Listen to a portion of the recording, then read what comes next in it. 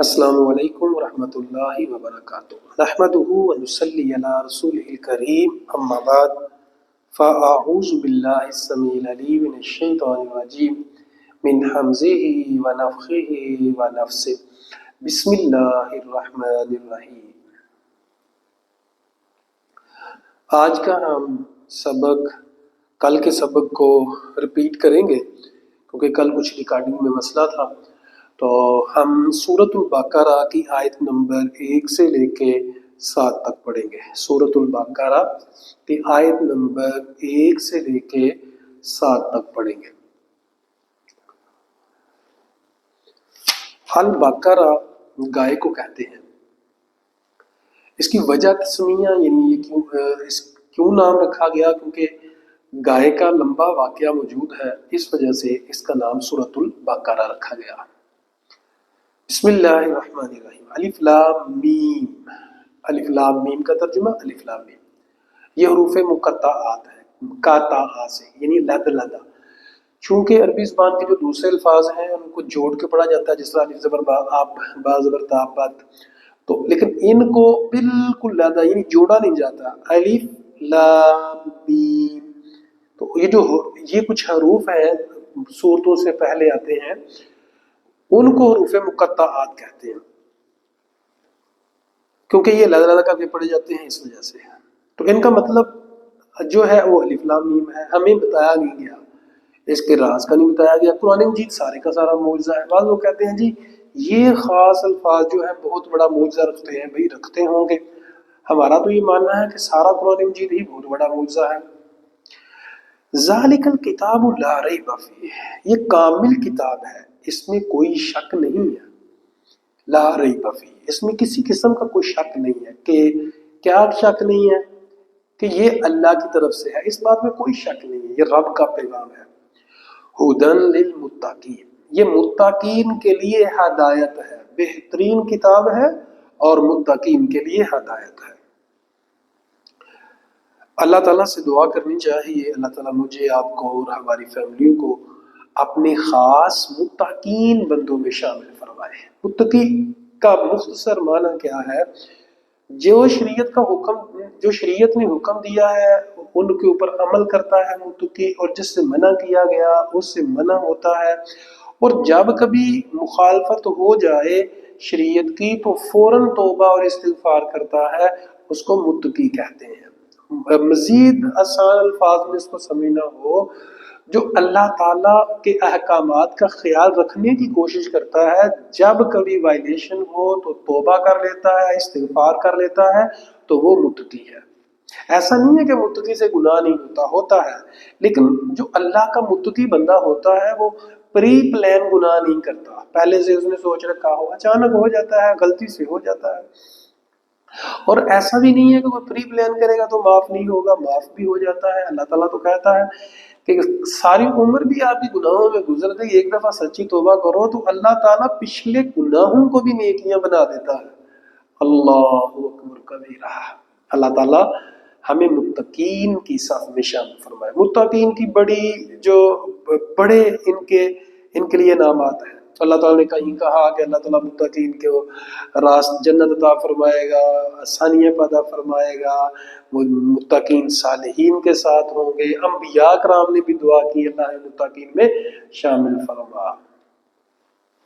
تو اب اللہ تعالیٰ متقین کی صفات بیان کرتے ہیں کہ متقی ہوتے کیا ہے۔ سب سے پہلی صفت الذین یؤمنون، دیکھیں یا کا ترجمہ وہ، واؤ آخر میں تو جمع کی بات ہے۔ الذین یؤمنون بالغیب، جو غیب پر ایمان لاتے ہیں، ویقیمون الصلاۃ، اور نماز کو قائم کرتے ہیں، وَمِمَّا رَزَقْنَاهُمْ يُنْفِقُونَ، جو رزق ہم نے دیا اس میں سے خرچ کرتے ہیں، اللہ کا دیا ہوا رزق خرچ کرتے ہیں۔ لیکن یہ پوچھا جائے گا کہ مال کہاں خرچ کیا، کہاں سے کمایا اور خرچ کہاں کیا، یہ بھی پوچھا جائے گا۔ تو اس آیت میں اللہ تعالیٰ نے 3 صفات بیان کی، غیب، انسین، جو دیکھا نہیں ہے ہم نے، قبر میں جانے کے بعد کیا ہوتا ہے ہمیں نہیں دیکھا، ہمیں بتایا گیا ہے، وہ غیب ہے، اس پہ ایمان رکھنا ہے۔ مرنے کے بعد کیا ہوگا، قیامت والے دن کیا ہوگا، جنت اور جہنم کا حال، یہ غیب ہے، ہمیں نہیں پتا، لیکن اس پہ ایمان لانا ہے۔ اللہ ہمارے لیے غیب ہے، ہم نے اللہ کو دیکھا نہیں، انشاءاللہ جنت میں جائیں گے تو وہاں دیکھیں گے.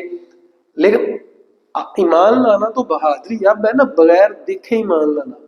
دیکھ کے تو سارے ہی مان لے جاتے ہیں. فرعون نے بھی کہا تھا میں ایمان لاتا ہوں، لیکن جب زبردستی، تو اللہ تعالیٰ قرآن مجید میں فرماتے ہیں کہ اللہ اگر زبردستی ایمان چاہے لوگوں کو قبول کرنا چاہے تو ساری دنیا ایک جیسی ہو جاتی ہے. اللہ بنا ہی ایک سا جیسا دیتا، سب کا اسٹرکچر ایک ہی جیسا بنا دیتا، لیکن رب نے بنایا نہیں ہے.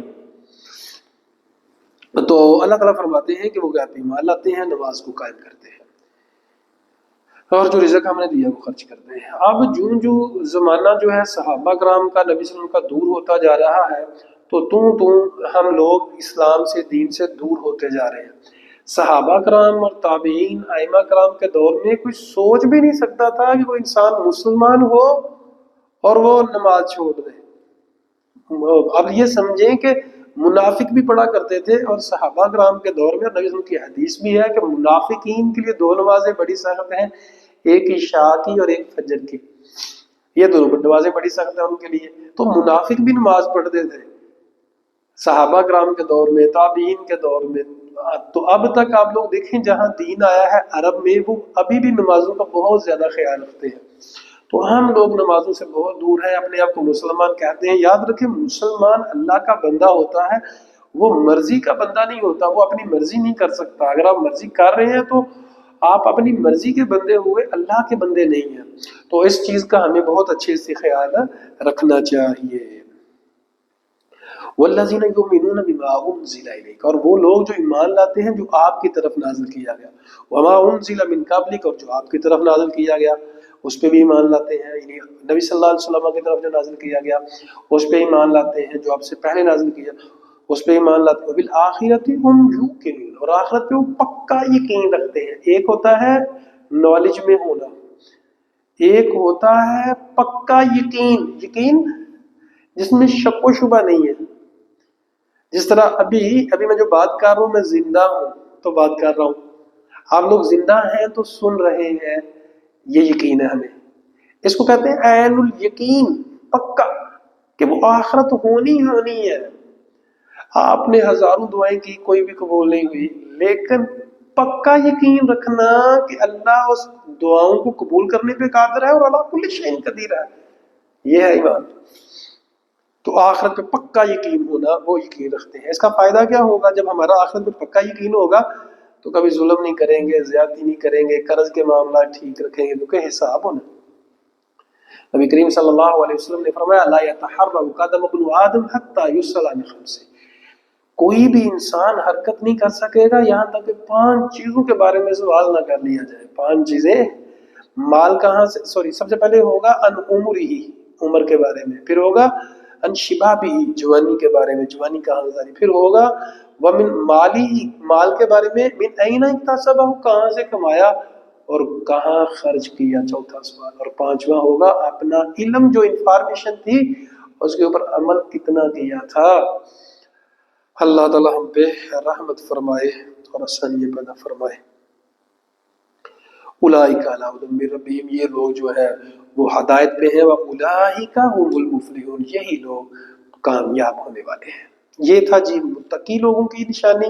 گارنٹی دے دی گئی کہ یہ صفات اپنا لیں، آپ لوگ ہدایت پہ بھی ہیں اور کامیاب بھی ہیں. اب اللہ تعالیٰ نے کافر لوگوں کی بات کی گئی. ان الذین کفروا، بے شک وہ لوگ جو کافر ہیں، سواء علیہم، برابر ہے ان پہ، کوئی فرق نہیں پڑتا ان کو. انذرتہم، آپ ڈرائیں ان کو، ام لم تنذرہم، یا نہ ڈرائیں، لا یؤمنون، ایمان نہیں لائیں گے. یہ خاص کافروں کی بات ہے. ایسا نہیں ہے کہ یہ وہ سارے جو ہیں سب کی یہی بات ہے. جو ایسے جو مردہ ضمیر ہو چکے تھے، سورۃ النساء کی آیت نمبر جس طرح فرمایا نا 155 میں کہ بل طبع اللہ علیہ بکفرہم، اللہ نے ان کے دلوں پہ مہر لگا دی ہے. یہ ان کافروں کی بات ہے. اچھا جی ٹھیک ہے جی. تو اس کا مطلب یہ اس وقت کی بات ہے. آپ کو اگر یقین ہو جاتا ہے کسی کے بارے میں کہ وہ ایمان نہیں لائے گا تو آپ کہہ سکتے ہیں کہ اس کو دوبارہ دعوت نہیں دینی، کوئی سنتا ہی نہیں آپ کی. لیکن یہ جو ہے وہ خاص کافروں کی بات ہے. باقی دعوت جہاں تک ہمیں ہمارا بس بنے چلے تو دعوت پہنچانی چاہیے۔ ختم اللہ علی قلوبہم، اللہ تعالیٰ نے ان کے دلوں پہ مہر لگا دی ہے، وعلی سمعہم، ان کے کانوں پر بھی مہر لگا دی، وعلی ابصارہم غشاوہ، آنکھوں کے اوپر پردہ ہے، وہ نہیں دیکھ سکتے۔ حالانکہ دل بھی ہے ان کا، سنتے بھی ہیں دیکھتے بھی ہیں، لیکن حق بات ان کو نظر نہیں آتی۔ وَلَهُمْ عَذَابٌ عَظِيمٌ، اور ان کے لیے بہت بڑا عذاب ہے۔ معزز سامعین، قرآن مجید کا حق یہ ہے کہ جب اچھے لوگوں کی بات آئے تو دعا کریں کہ اللہ ہمیں ان لوگوں میں شامل فرما، اور جب برے لوگوں کی بات آئے تو دعا کریں اللہ ہمیں ان میں شامل مت فرمانا، اور جب جنت کی بات آئے تو 3 دفعہ سچے دل سے جنت کا سوال کرے، اور 3 دفعہ جب جہنم کی بات آئے تو سچے دل سے جہنم سے 3 دفعہ پناہ مانگے، کیونکہ اگر نبی صلی اللہ علیہ وسلم نے فرمایا جو سچے دل سے 3 دفعہ جنت کا سوال کرتا ہے جنت خود کہتی ہے اللہ اس کو میرے اندر داخل فرما، اور جو سچے دل سے جہنم سے پناہ مانگ لیتا ہے تو جہنم خود کہتی ہے اللہ اس بندے کو مجھ سے بچا لے۔ تو اللہ تعالیٰ ہمیں، ہماری اولادوں کو، سننے والوں کو، کہنے والے کو اللہ تعالیٰ جنت الفردوس عطا فرمائے، ہماری اولادوں کو، ہمارے خاندانوں کو جنت الفردوس عطا فرمائے، ہمیں سننے والوں کو، کہنے والوں کو، جاننے والوں کو، دوست احباب کو، ہر مسلک کو، اہل حدیثوں کو، اہل سنت کو، اہل تشیعوں کو، تمام مسلمانوں کو اللہ تعالیٰ جنت الفردوس عطا فرمائے، گناہ معاف فرمائے، اور اللہ تعالیٰ ہماری چھوٹی موٹی کاوشیں قبول فرمائے، چھوٹے بڑے گناہ اللہ ہمارے معاف فرمائے۔ آمین ثم آمین۔ اقول قولی ھذا استغفر اللہ لی ولکم ولسائر المسلمین۔